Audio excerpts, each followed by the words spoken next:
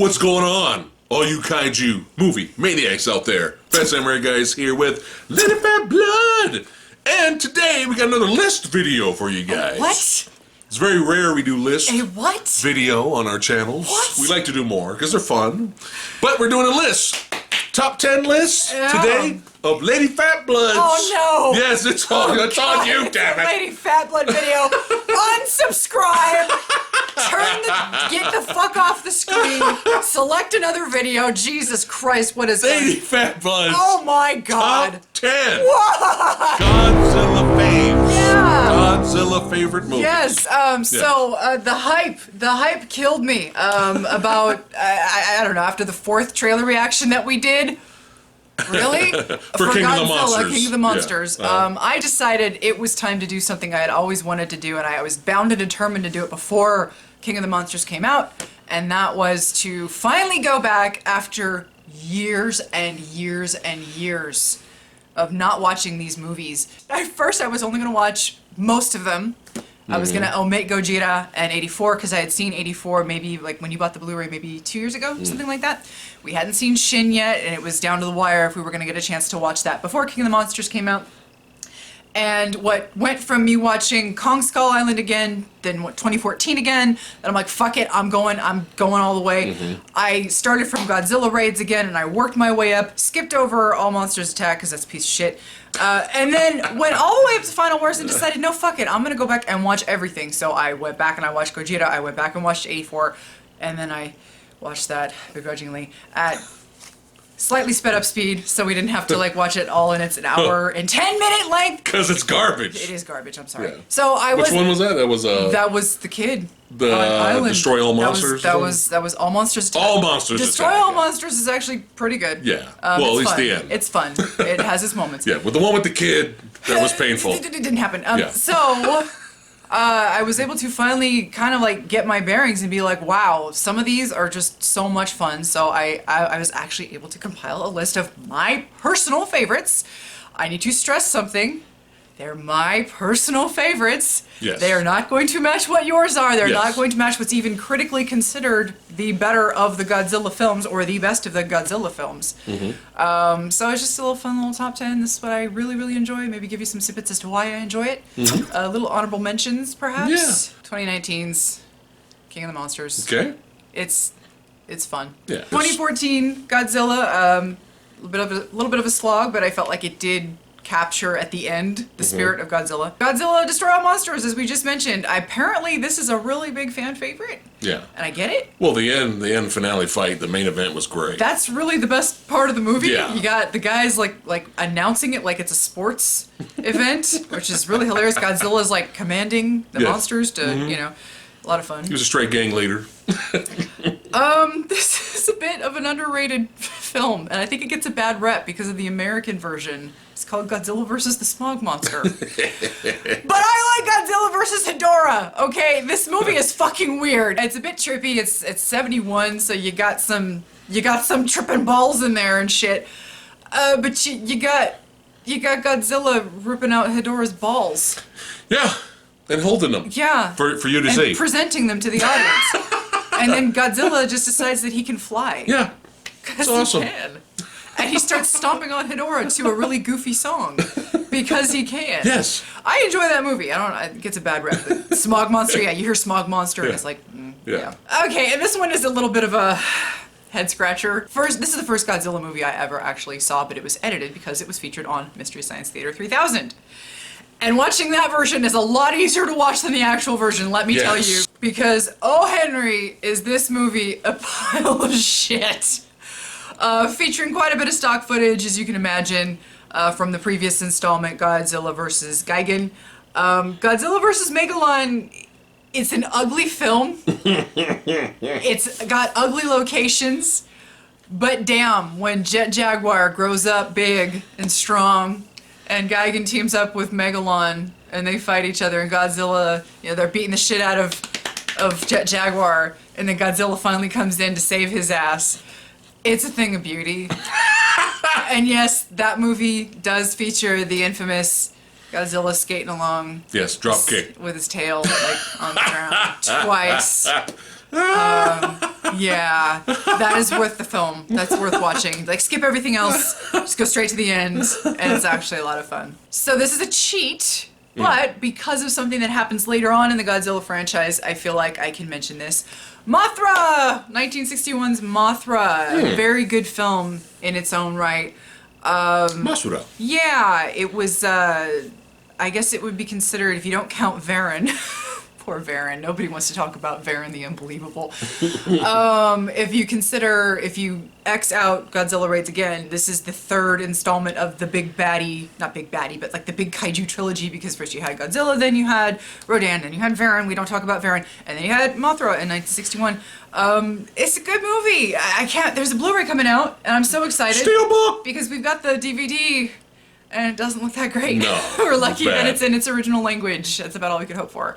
I hope the steelbook, I hope they did a good job with the picture. I'm really looking forward to that. But yeah, we get a steelbook! Oh my god, we get a steelbook kaiju film. And a movie that I didn't really necessarily like all that much when I first saw it.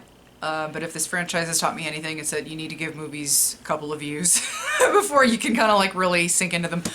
1984, The Return of Godzilla. The real version. Yeah. The real I uncut have not seen- Japanese version. I have not seen the Raymond Burr version. I will not No. see the Raymond Burr version. I don't give a shit about the Raymond Burr version. It's slow and it's very 80s. And the characters are what you'd expect in a Godzilla film. But the production value is fantastic. And it's a good story. It's a nice little 30th anniversary nod to what came before it. So it's a lot, enjoyed it. A lot better than what I had initially given it credit for. And I guess by default, Final Wars. I guess. You have to. I guess so. Yeah, it's a train wreck. The movie's like 2 hours long. The movie, Godzilla doesn't show up until like an hour in. He's there for like the first couple of minutes, and then he's buried in ice. And then you get some kaiju action, which is nice, but he literally doesn't show up until like an hour. Yeah. And then you've got human mutants, Yeah. and they're the focus. Yeah. Oh, God. Anyway. But there's some good shit at the end. Yeah, there's a lot of fun stuff in there. So it's probably also a good thing to mention. This is in not necessarily any particular order for me, with maybe the exception of the last, number one. like maybe the last couple of, you know, like I don't want to say, oh, I like this one more than this one. A lot of these films, I like them for different reasons. I just want to get that out there. First up, the original Gojira! Woohoo! 1954. I gleaned so much more from this viewing. I hadn't seen this movie in probably 10 years. It's been a while. And it's been a while. It has been a while. And I pulled so much more from it that I don't know if I missed it or I just forgot about it. Not watching a movie for 10 years will do that. Probably the series' one and only memorable human with really human and sad motivations, and Dr. Setozawa. Absolutely loved that whole, he was so damaged from the war and he created this thing, the oxygen destroyer, and he knew what would happen if anybody got a hold of it, and decides to use it on Godzilla and kill himself in the process and burn all of the evidence. Very sad ending with the oxygen destroyer just very quietly and slowly going off, and the music gets all sad, and Godzilla like writhes up in pain and he's screaming above the surface of the water, and then he drops down and then it slowly fades to his bones, which kind of sets up something that happens in a later film, sort of, kind of, because the bones disappear in this one. But anyway, that's neither here nor there. Another thing to keep in mind if you haven't watched this film before, it's very old. Yes. It's got some goofy effects. I think they're still very effective for what they were at the time. Great for its time. They do what they do, but yes, you do get Godzilla puppet, It's fun. and he's adorable. Up next, Invasion of the Astro-Monster. If nothing more, you know, sometimes we don't really like to watch American dubbing, but in this case, there's at least one scene Yes. where you kind of need to because it's so freaking ridiculous. Random happy moment. What? A happy moment. Okay. But yeah, you get aliens. Yeah. Because Godzilla dancing, jumping around. the aliens convince us that they need to borrow Godzilla and Rodan to fight off Ghidorah. Yeah. And then they strand them on the... We would just leave them on the planet. It's like, dude, that's kind of fucked up. Yeah, that was kind of fucked And then, up. of course, the aliens come back and they try Yeah. to take us over. And, you know, it's... Yeah. but the fighting, I can't tell you how much it just warms my heart. It's ridiculous. Ghidorah is using his blast lightning rays, and he's blasting Godzilla, trying to hit him. And Godzilla's literally hiding behind a mountain, coming out, fire breath, hide. Like he's playing Time Crisis. Okay? Yeah. Reload, hide. Yeah, and then come back out, shoot. It's great.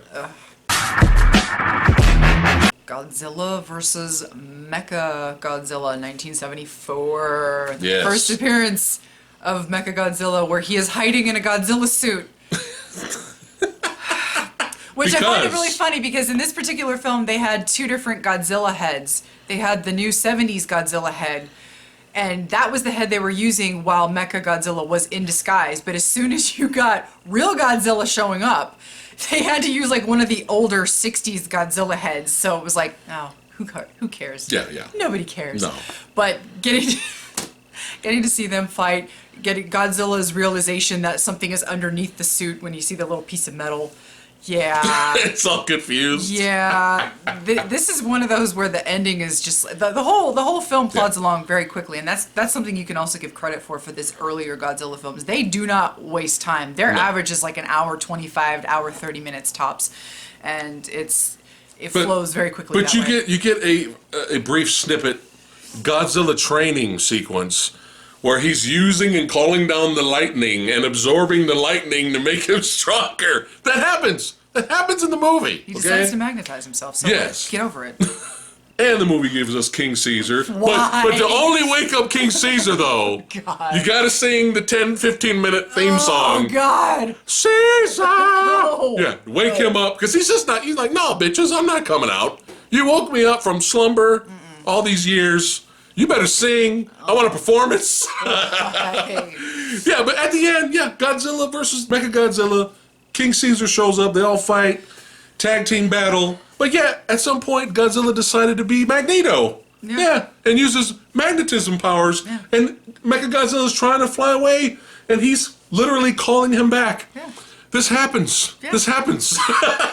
And there's a scene earlier where, Mechagodzilla shoots his missiles at Godzilla, and they get stuck in him, and Godzilla's like, no, bitch.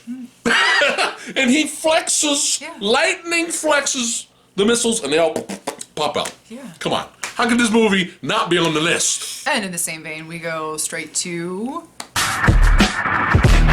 Godzilla vs. Mechagodzilla II, 1993. Dude, this was great. Part of the Heisei era. Yes. Starting in 1984, ending in 1995. This was a lot of fun. We get our first appearance of Rodan, and at least in the Godzilla franchise, we had not seen him since the 60s. And odd concept in that we have a Godzillasaur for reasons. It's not Godzilla, but it's related to Godzilla. It's in the same species, but they're not as aggressive. But it's the new Manila. It's also kind of related to Rodan somehow. Yeah, that was weird. And it's calling both of them, and so they both start fighting over the Godzillasaur, which the humans have now. But then the humans, Mechagodzilla, hurts Godzilla, and then Rodan decides to die but give Godzilla his energy to heal him because he's got like this massive wound. Right. So they're working together now, but then Rodan goes off and dies. But then Godzilla's he's back and he's fine. We get the red breath now, the red fire breath, which was dope. Which doesn't matter because it's a Godzilla movie, who cares? It's cool, damn it. None of that even matters. So the Godzillasaur in this one, it's an interesting design. Up until then, all of the Godzilla Juniors, or Manila as they had called them in the 60s, was this very disgusting larva-looking, just absolutely grotesque, not at all adorable, gross, just fuck right off with all of that. And so having this one, he actually looked pretty nice. Like, it was kind of animatronic, and it looked kind of like a, Godzilla, but like a cute version, but not like Manila, where it's just, get away from me with that. Which they ditched it by the next movie, which is kind of like, oh shit. That was unfortunate. But it is the junior that grows up to become the Godzilla Junior, the baby, the Godzilla Junior in Godzilla vs. Destoroyah, which was an interesting concept. Tons of action, no boredom, a good time. like I said, leading right into it, Godzilla versus Destoroyah. I'm gonna be really honest. God, I'm so embarrassed. The first time I saw any film from the Heisei period, I watched all of them in English dubbing. Yes. Which, as we have told you so many times before, there is no greater way to kill my enjoyment of a good film than giving it a really shitty English dub. And these movies were no different. I watched them completely out of order. Yeah. My fault. I even watched the Millennium series out of order. I think I even intermixed the Dubbed, two, too. which Those were was dubbed. the biggest mistake ever. Yeah. And to give the Heisei period credit, this was the series with the most continuity. Mm-hmm. Even starting from 84, even though none of the characters in 84 came back for the rest of the series in that era. 1989's Godzilla vs. Beyonce, it was there. It was it was a sequel to that. It was trapped in the volcano. He came back, and yada yada yada. The rest is history. So Destoroyah. Again, you get the little baby the Godzilla Jr., who looks like a smaller version of Godzilla, just with like smaller scales, and he's not useless. He tries to fight. Yeah, he tries to fight. He's cool. He basically dies at one point, but he does try to Up. fight. But more importantly, we get probably one of the most iconic versions of Godzilla. Yes. In this film. My favorite. One of my favorites. So basically, humans have done something stupid, which fucked up where Godzilla was, and now he is in nuclear meltdown mode, and he's basically on this timer. He's got X amount of hours before he completely just explodes with radiation, and he will melt down. He will die, basically, by the end of the runtime. And but in the meantime, you get like this crazy visual of just literally he's just red, just glowing. His eyes look like they're on fire and they're glowing. Yeah. It's so metal. Yeah, we got the end fight. That was the one thing that Space Godzilla just didn't do for me. It was just so clunky and just meh. Not enough melee fighting. Yeah. It was too much. I'm a mile away, you're a mile away, and we're just throwing stuff at each other back and forth. And Space Godzilla had its moments, but I don't think it's as bad as people say it is. But that's fine. The end fight was boring, long, spending too much time with the humans. Yeah. But this, you didn't get that here. We kind of got some melee back. Yeah. Godzilla was clawing. Destoroyah was using his like horn, a spike thing, was slicing them up. It was cool. Yeah, and it was a really nice conclusion, like a final conclusion to the Heisei series, where yes, Godzilla dies. But, again, at first, it really looked like Godzilla Jr. was dead. Like, I think he did die, basically, but Godzilla, you know how in some cases of the kaiju genre, I will give my energy to you somehow. It doesn't Pass matter. on the energy. Don't talk about it. It doesn't make sense. It doesn't have to. But so you don't really see him resurrect at first, but then at the very end, is it the psychic? She like it's like this little Miki? Yeah, she like it's like this little. Did I hear something or did something happen? Something. And then you see like this outline of Godzilla. Silhouette. And it basically implies that Godzilla Jr. is the new Godzilla. So yes, Godzilla died, but much in the tradition of Mothra, Godzilla lives on forever and ever. It was really nice, sad, but kind of, it was just very poignant and very appropriate. Great way to end it. End to the Heisei era. For now. Right. Okay, so once again, like I said, my reaction to the Millennium series at first, watching it English dub, watching it out of order. It was the same, because we did it at the same time. So I wasn't really that big of a fan of it at first either. Yeah, I may have seen Mothra, I may not have seen Mothra, I don't remember, the 1961 Mothra. But watching Mothra, and then a couple weeks later, like 2 weeks later, watching this, my mind was blown because I'm an idiot. I'm like, oh my god. Not only was this a sequel to the 1961 film Mothra, direct sequel, this was a direct sequel to the previous film that had just come out the year before, Godzilla against Mechagodzilla, which was okay. It was alright. But we had issues. The main issue was that they created this fascinating concept where they took the bones of the 1954 Godzilla and they created a new Mechagodzilla called Kiryu. Now remember, every Godzilla franchise, they end up rebooting and they end up telling their own story, where in the Millennium series, you literally have like 4 reboots, I'm not even joking. And it reboots itself in the next film, and it's fine, okay? So at this point, they've never had a Mechagodzilla before to have to, go anything off of, so they create this Mechagodzilla out of the bones. And the first time Mechagodzilla fights Godzilla, he hears Godzilla roar, and he has a flashback of the being that he used to be back in 54, and he freezes and he goes crazy. They lose control of him. He starts rampaging the city. The humans are, obviously, in this version, the humans are in control inside. He's like a giant mech for the humans. Right. And it was a fascinating concept. Yeah. And then they kind of just ditched it. It's like, oh, well, will he lose control again? No, we fixed it. Oh, okay, yeah. It never, ever happens again. That's it. In the rest of the film. Yeah. So, in Godzilla Tokyo S.O.S. Woohoo! Woohoo! They bring back Badassity! They bring back the old dude that was the main lead in the original Mothra, 61 Mothra, playing the same character, I might add, which is staggering to me. So they're originally, okay, the twins that played the Shobijin in the first series, they called themselves the Peanuts. So if you ever hear me say the Peanuts, I mean the Shobijin, okay? Then they are called the Cosmos in the 90s, and now they are just, we call them the fairies. Okay, it's just easier. If you ever hear me say the Peanuts, that's what I mean. Which you can just call it twins for shorthand, because that's what it's boiling down to. Whether they actually are twins or not, it doesn't matter. So Mothra sends the new age twins to them, and they're like, look, Mothra knows what you're doing. You can't be using your humans cannot be using the bones of the previous Godzilla to do this shit. It's unholy, it's not natural. You have to live your life in the space that nature has allotted for you. This is wrong. You need to go to your government and you need to tell them they need to get rid of Kiryu and put him to rest. Take the bones back to the sea. Put his bones to rest. If you do not, Mothra will declare war on humanity. Are you hearing this? Now listen, Mothra will fight. If you do this, Mothra will fight Godzilla for you if you need her. Right. But if you do not, she will declare war on your asses. And Mothra. she means it. So, of course, he takes it to the government, and there's a whole bunch of circumstances. It doesn't happen. And of course, Mothra ends up fighting Godzilla anyway. But anyway, they get Kiryu back online. And during the fight, obviously, great fight. Yeah. Great. Good stuff. My God. You got Mothra fighting Godzilla. They're going at it. In the meantime, they've got an egg on the island, and it's hatched. And much like in 1964's Godzilla vs. Mothra, which we will get into, you get the twin Mothra larvas hatching.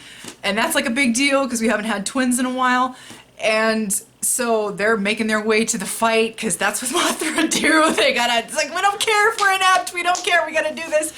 So they're fighting, and then Kiryu gets in on the job, and then the Mothra larvae show up, and the larvae are getting their asses kicked, and of course Mothra's half dead. Mothra dies protecting the larva. Because that's what Mothra does. Of course. Their eyes turn red, and they get pissed. They get pissed off. And so they're like giving Godzilla all they've got. They're like wrapping him in the cocoon, and then Kiryu suddenly starts to remember who it is again. Yeah.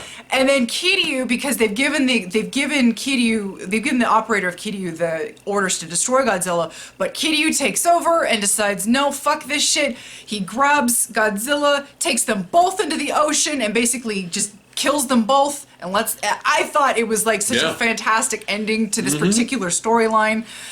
And again, rewatching these movies, it's been like, oh my God, I've avoided them for so long, and I feel so ashamed. Yeah. And even you. There's some good stuff in the Millennium Era. Even you found a new appreciation when you rewatched it, which I was so happy about. Even the beginning of the film was awesome with the military, going up to investigate, like, what the hell, there's another military jet up there or something. Right. So they go up there, and you see them flying through the clouds, and something massive is flying in the clouds, but you don't see it. And they're telling it to basically turn around and leave, or otherwise they're going to fire on it, and it's just Mothra. Yep. Which they realize, oh shit, we done fucked up shooting missiles at it. Yep. But that was the beginning of the movie. So well done. And going backwards this time, it is Mothra vs. Godzilla 1964. Yes, it's kind of a remake of 1961's Mothra, in that something gets kidnapped from Mothra. In the first film, it was the twins that were kidnapped, and Mothra went after them. In this case, it is the egg that gets washed ashore, and somebody buys it off the villagers that find the egg, and we refuse to give it back. Now, what cracked me up was that in the Mothra film, 1961, when they refused to give the fairies back, Mothra declared war on them and went after them and destroyed their city. Mothra will not fuck around, I swear. The Mothra, she's benevolent, she loves y'all, but do not fuck with Mothra.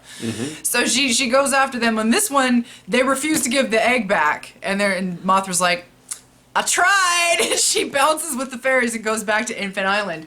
But of course, you know, things get nuts and Godzilla gets involved, and then it's like, oh, okay, now we're fighting. And of course, Mothra dies. Of course. And you get the twins. This is where you first get the twin Mothra larva that fight, and the twins tag teaming, just poking around their heads, trying to with their little silly string spinnerets, whatever the hell you want to call it. It's a lot of fun. It's a great way to biting his tail. Yeah. It was a great way to kind of retell a story, but do it differently enough and add something to it, and it's a classic. Godzilla vs. Mothra 1992. So, yeah, one of again, music. Music means so much to me, as I have stated a billion times and made an unnecessary video about. So the importance of film scores. Yes, composer Akira Ikefube, who did the original Gojira and did Rodan. He did not do the original Mothra, but he did do Godzilla, or Mothra versus Godzilla. And of course, in the first 1961 Godzilla, we're introduced to Mothra's main theme, which is the girls singing to Mothra, which is the song that they used in King of the Monsters. Thank you very much. Suck it, composers that don't give a shit. And but what Akira did, he used Mothra's theme because that's the song that they used to wake up Mothra. Okay, that's the song, you use it, that's it. You don't change that. But he also gave Mothra another very slow and very sad theme. I think it's called Sacred Springs, where the girls, they sing a song in that version, but it also becomes like another instrumental piece. Well, in this version, because Japan gives a shit, Akira came back and did a lot of the scores to the Heisei films, and this was one of them, and he brought back the themes used in Mothra vs. Godzilla 1964. I really like this one. This was one of my favorite Heisei movies. And not just because of the music, like you said, but it kind of gave us something different. Because when I first watched this, I was like, oh, it's just another Mothra versus Godzilla type movie. Oh, no. We got Batra up in this bitch. Yes. We got Batra. So apparently, we done fucked up. So Batra's created, basically, to kick our ass. It was an ancient civilization that tried to control the and weather. And Mothra's the protector. And Batra was created by Mother Nature as like a retribution against us for trying to fuck with the laws of nature. But Batra is kind of uber destructive, and so you know that kind of goes against what Mothra is. So we got a great throwdown at the end. I mean, they're fighting each other at first, and then once they realize, oh shit, Godzilla's here fucking us up. Yep. I think we need to tag team this because this is not working out, and they do. It's a great fight. At one point, I mean, they're fighting around this amusement park. One of them picks up a damn Ferris wheel and just throws it, drops it in Godzilla. It was a lot of fun. Yeah, and you get the whole, you know, Batra obviously dies, and, you know, Mothra's sad because, you know, they're still part of the same, you know. Right. But, of course, Godzilla gets defeated, and what you find out in an odd chain of events, there was an asteroid coming to destroy the planet, and Batra, of all things, was supposed to go get it. But now that Batra's dead, Mothra's promised to do it, so then Mothra goes off into space, and that sets up the events, sort of, for Space Godzilla, because Beyonce does it too. But that's a whole other ball of wax, because in Space Godzilla, Mothra's flying in space, and she shits out a bunch of baby Mothras. And it never makes any sense. Anyway. And that's the thing. That's the thing, but it's fine. Oh boy. Okay. So yeah, this movie probably provided me some of the most joyous squeals of just sheer lunacy on my part. I think I know what it is, but go ahead. I was screaming so loud and laughing, I thought I was gonna wake you up when you were asleep you know, and I can't express to you how this particular film encapsulates for me what the Showa period really was after the seriousness of Gojira is taken out of it, you know, just Just take that. It did what it needed to do. Now we're going all wacky. Ghidorah the three-headed monster. I knew it. Okay. So this is our first introduction to the concept that there are aliens, whereas Astro-Monster, we see the aliens. This one, it's more like there were aliens, they were destroyed by Ghidorah, because Ghidorah's always been an alien, okay? Their spirits come down into this other plane of existence that cohabitates with our own, but we can't really see them. But somehow this one finds a way to inhabit the body of a princess who is in the middle of this political espionage where one country is trying to overthrow her country. So this thing inhabits her, and now she is that alien going around saying, hey, shit's gonna happen. Ghidorah's coming, but no one believes her. They think she's just crazy. Are you with me? you getting all this? Okay, so then Ghidorah shows up, but in the meantime, Rodan has escaped from the original volcano that there were two Rodans in the original Rodan, by the way. And, a little bit of continuity. Bravo. It's nice to have. So Rodan comes up, and then Godzilla wakes up. Rodan immediately picks a fight with Godzilla for no reason other than fuck you, I want to fight. And then while this lady is running around with humanity warning everyone, hey, Ghidorah's coming, Ghidorah destroyed my people. Ghidorah's coming. Godzilla and Rodan are all fighting amongst themselves in action figure form because, yes, they use action figures for the faraway shots, and you could tell they were action figures. Brilliant. So in the meantime, the twins who know that the Mothra twins, who know that the lady is telling the truth because reasons, telepathy, and all that. You got me. You good? Okay. So they're trying to tell the people also, hey, this shit's real. We gotta listen to this lady. Well, in the meantime, they go home and they start singing to the Mothra larva. By the way, the two Mothra larvae that hatched at the end of Mothra, or that hatched in Mothra vs. Godzilla, one of them died in between films, and they even say, yeah, one of them died, but the other one's doing okay. It's like, oh, well, fuck. So anyway, they're singing to the Mothra larvae. They're like, can you help us out, Mothra? And Mothra's like, oh, well, shit, I guess I have to. Mothra's headbanging to the song. So Mothra larva's like, well, fuck, I guess it's my job. So she slinks off Infant Island, swims all the way over to Tokyo for poor fucking thing. So Godzilla and Rodan, they have no idea Ghidorah is coming. They don't give a fuck. They're too busy fighting amongst themselves. And this was when Godzilla was very much into his rock throwing phase, where he loved throwing and kicking rocks. Yes. So they're doing their thing, and then Mothra shows up, and in one of the greatest moments of Godzilla history, it's ridiculous. You get the humans with the fairies in the background, as they should be. And Mothra basically is trying to get them to stop fighting, and she's trying to talk to them. She's trying to talk to them. This is happening in the movie. And they will not stop. And so in between their squabbling, Mothra decides to flat out silly string Godzilla. Mm-hmm. To which Godzilla looks perplexed and enraged, but well, perplexed. Rodan is laughing. And Rodan starts to laugh at him. And in mid-laugh, you see nothing but the silly string fall onto Rodan now. So now they're both cocooned. And in the next shot, you see Godzilla on one side and Rodan on the other side, and they're literally doing this. Mothra is trying to talk to these motherfuckers, and in the meantime, you get the fairy saying, yeah, Mothra's trying to tell them that this thing is coming, but they don't want anything to do with it. And you see Mothra going like this, talking to them both, and then you see them both going... To which the translation then lets us know that Rodan doesn't care about the humans and Godzilla doesn't care about the humans because they bully him. And they both agree with this. Yeah, the humans can fuck off because they bully us and we don't like them. Why should we fight them?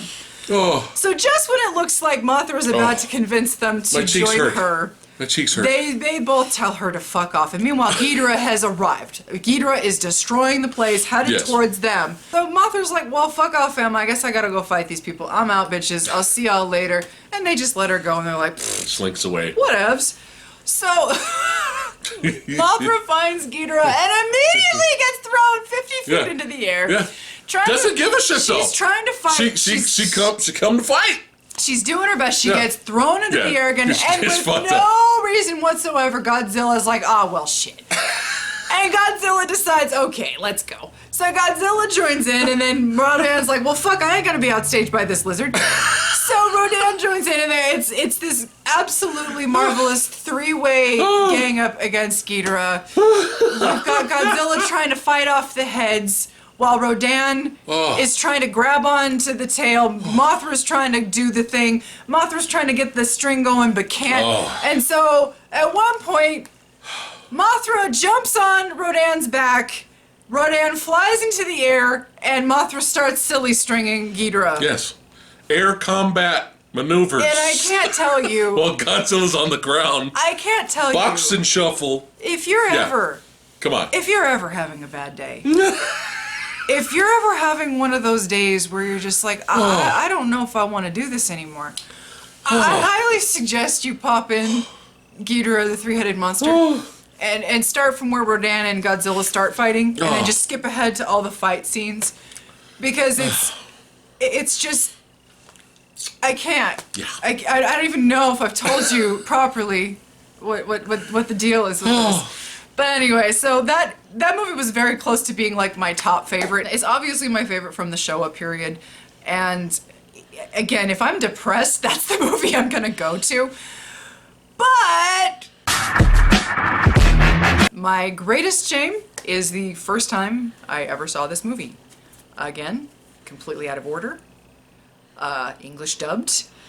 No real conscious knowledge about what the franchise would do on like an era basis or sometimes a movie by movie basis. And in the Millennium series, it was a movie by movie basis. You had two movies that actually connected to each other. And this was not one of them. You had, when the Millennium series rebooted, it was Godzilla 2000, which was its own thing. You had Godzilla versus Megaguirus, which was its own thing. And then you had this motherfucking movie, which I hated the first time I saw it, and I hate myself for saying that. I didn't get it, I didn't like it, and the second time I watched it, I almost bitch slapped myself because GMK is, I'm sorry, it's conceptually, it's one of the most interesting reboots. Yes, look at it. Look at the badassity. So, look at the badassity. Essentially, every so often the Godzilla films will be an allegory for something. Like, obviously, 54 was an allegory for the, the nuclear era and all that stuff that went down. 84 was kind of a play on that. Shin Godzilla was a take on political and bureaucratic just deficiencies all around. This movie, Beyonce was a genetic commentary on genetic tampering and meddling and all that. This movie was its own little strange take on all of that. So basically, oh my god, basically all the shit that went down, all the people that suffered, and I'm not going to make a big commentary on this because it's not my place to do so. Basically, all the shit that went down on Japan's side of World War II, where they were trying to do their own conquering, okay? They did some shit. All the souls that suffered from all of that manifested themselves into Godzilla. Yes. So Godzilla is now a white-eyed, murderous monster. Terrifying. Absolutely horrifying, just crazy to look at. Will step on your baby. He is... And then look back at his work, admire it, and then blow it the fuck up with his breath because... He is terrifying. Yes. And fangs. And an interesting spin on things. Fucking dope. So you've also got the commentary of how the people of Japan are kind of shitty in their own right. And they're going around, polluting, doing this and that, knocking over these sacred statues. And what you find out is that the sacred beasts of those statues were real.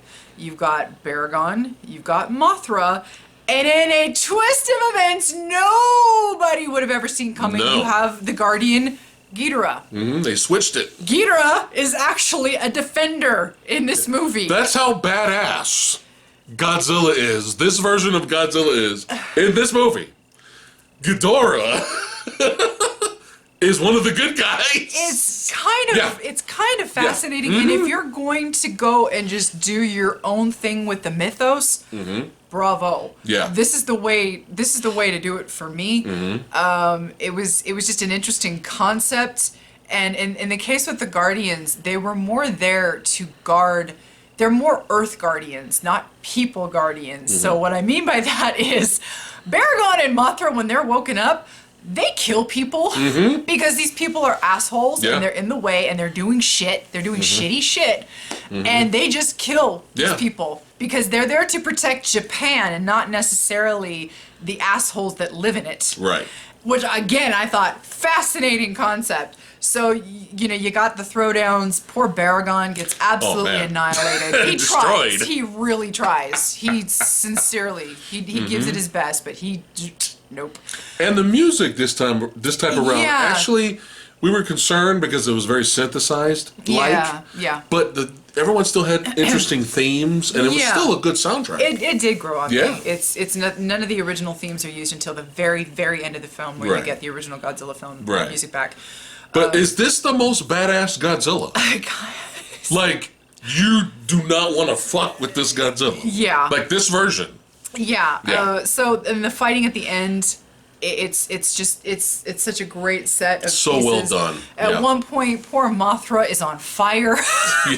Mothra is on fire, and you got this great shot of where you've got Godzilla kind of like walking away thinking he's destroyed Mothra. Mothra comes out, she's on fire. Yeah. She thinks she's got the upper hand because Godzilla doesn't see her coming. At the last minute, Godzilla just turns around and bah! Yeah. And Mothra blows up because that's what Mothra does. Yes. But because at this point Godzilla's kicking both of their asses because only Mothra and Ghidorah are left. Yeah. And at this point Ghidorah has been pretty soundly fucked up. And so Mothra she blows up and her Mothra dust energy enters Ghidorah and revives him. And now this whole time that we've seen him, his wings have been like very unpronounced. Like, where are his wings? They're there, but they're not really there. Well, now his wings come full force and he can actually fly now and he's full strength Ghidorah. And then their fight goes down and it's just, you see the souls of Baragon and Mothra implied that they're with Ghidorah and all that. It's just a really interesting, it's just so much fun and it's good shit. Crazy shit to watch. And you have fun moments like Godzilla's walking around the building, you know, and like someone's in a hospital. And the ladies in the hospital, like, freaking out, like, looking out the window, like, oh my god, Godzilla's gonna kill us. And Godzilla just walks by, and it's fine. And she's like, oh. And then a second later, his tail comes around, and like, you get some cool moments, man. Yeah. And of course, the end of the film, they have destroyed Godzilla. He's completely eviscerated. He's gone. There's nothing left of him, except at the very end of the film. Because, of course, the humans are involved and they do that. They go in the water. Yeah. So at the end of the movie, you pan to under the sea, under the ocean, and you see this giant school of fish congregating around something in the background, and the camera starts zooming. Because the battle ended up in the water at the bottom. Right. And the camera starts zooming in on the fish, and then you hear this thump thump, and the fish swim away. And you see this thump thump, and you realize Godzilla's heart has survived the whole thing, and it's sitting underwater beating. And then you get the trumpets of the original Godzilla, actual like Godzilla theme. Woo! And smashing film. I'm sorry, I can't help it. I love this movie. That's another reason why I didn't really do my own top 10 list because I pretty much like the exact same movies you liked, maybe in a different order. Yeah. But her number one is my number one. Oh. So that's why I didn't do my own list. But yeah, smashing, number one. Yeah, sorry, Ebida. I loved you. You're a good film. And you know what? Son of Godzilla, it wasn't as bad as I remembered, but something I compared to the other one, something I found very interesting. Godzilla vs. King Kong was shit. Yeah, it was bad. And I thought I enjoyed that one. Yeah. But watching it again with all them people, we recently rewatched it. There's no Japanese track that we can locate, and so it's all horrible dubbing, really bad American acting, having to explain everything to us stupid Americans, and watching it again, you literally, if you buy that movie, you're buying it for the fights. Yeah. At least you got the fights in King Kong. Oh, hideous. Hideous. For one of the worst suits, but their battle at the end is very entertaining. And I do appreciate you. And I got an action figure recently. derpy face. So at least you have that, but everything else leading up to that is garbage. It's really bad. Yeah. We're going to report to you now. I don't know where we're reporting from, but are we the news team or what are we? I don't know what we are. Doesn't matter. But Godzilla was seen moved around this time, and then now we have reports of him coming around here. He's going to Del Taco, and he's ordering some macho nachos. Yes, and we don't know where Kong is, but yeah. Okay, over to you. Another area, another location. Man. We don't know why there's a different camera there. Is there another news? Is there a show? Are they doing a podcast? And what's going on? Oh, hey. Oh, okay, so now we're in this area now, and we're going to sit here and talk to the audience, and we're going to talk to the audience for like 10 minutes, letting them know that we just got word that Godzilla came around this area right here and took a big shit, and now it's festering, and it's attracting flies. He's attracting flies, and I was just like, dude, and like majority of the movie's this. Like, what is this garbage? Oh, but anyway, thank God for the fight at the end. Yeah. Overall, I had a really fun time rewatching all these movies. It had been so long. Yeah. Since I had seen so many of them that I forgot. I forgot how good Tokyo S.O.S. was, man. I really did. Like, I just, and the Heisei, rediscovering the Heisei series. Great era. Has been so rewarding. Yes. Like, I didn't realize how good it was, and I'm so ashamed of myself for not really giving it a proper chance. And those few hidden gems in the Millennium era. Yeah, there were a few of them. Is the Showa era your favorite, though, overall? I think it has to be. It has. Can't really argue. It has to be, but I think the Heisei, because it's so more concentrated, is probably the better structurally. Where the Millennium is just like, what the fuck were we doing? I found it really interesting when we sat down and rewatched Godzilla 2000. I had a theory about Godzilla 2000 because despite its name, it actually came out in '99. So when did the Roland Emmerich Godzilla come out? 1998. So what my theory originally was, it seemed like Toho was so mad at what happened in '98 that they were like, oh, we're getting our shit back and we're making a movie. We don't have plans. We don't know what we're doing. Yeah. We just want to make a Godzilla movie to make a Godzilla movie. And it looked like it. The effects weren't that great. The monster that he fought wasn't that great. No. The story for a Godzilla story even wasn't, it was just okay. Yeah, it was very bland. And come to find out, that's kind of what happened. Yeah. They fast-tracked it. They were like, no, we want our shit back. We're making our own shit now, like yesterday. And it felt like it. And I thought even though Megaguirus wasn't really that great, comparing it to 2000, it was so much better. And then rediscovering Tokyo S.O.S. and then rewatching Final Wars. But this is the shit. Yeah. This is the winner. We love these movies. I love it. I will always love it. And I'm glad that there are a lot of people out there that love it too. And You guys rock. Yeah, sorry I rambled so long. That's what I do. All right. That is it for today's video. Top 10 Godzilla lists. Lady Fat Blood's list, that's right. And we want to know your list. Let us know in the comments below. We want to see what order you have your top 10 Godzilla movie lists. And list your honorable mentions as well. We want to thank all you badass Kaiju Movie Maniacs for watching. We'll see you guys next time. Peace. Like, share, subscribe. Like, share, subscribe.